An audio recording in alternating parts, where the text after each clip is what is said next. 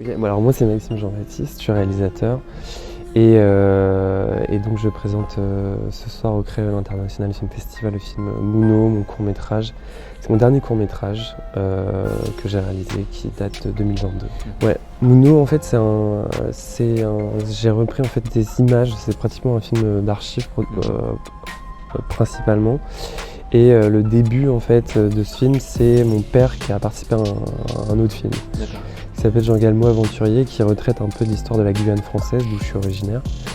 Et moi, ma question, c'était de me dire quelle est sa place dans ce film, comment il est représenté. Parce que j'avais beaucoup de questions, en fait, la manière dont il était représenté. Et des fois, quand je voyais le film, ça me dérangeait. Et je voulais questionner ce dérangement, en fait. Et du coup, progressivement, j'ai un peu déconstruit ces images qui parfois étaient un peu stéréotypes.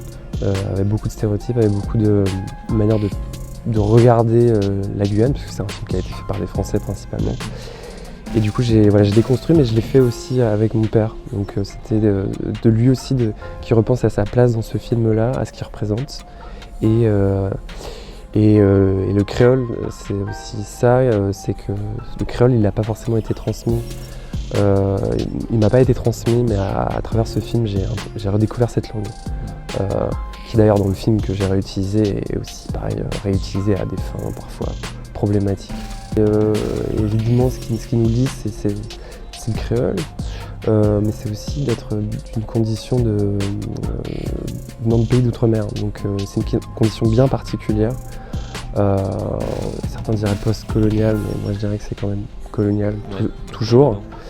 Et ça c'est une condition vraiment particulière qui est pas... qui peut pas être la chose similaire, ça pourrait être Hawaï par exemple pour les États-Unis, qui est une colonie des États-Unis. Et c'est une condition vraiment particulière et du coup on s'y retrouve.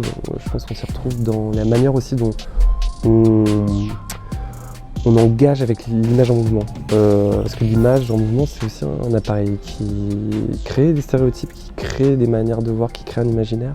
Et pour nous, c'est très important de se le réapproprier pour raconter notre histoire et pas celle qui nous est imposée.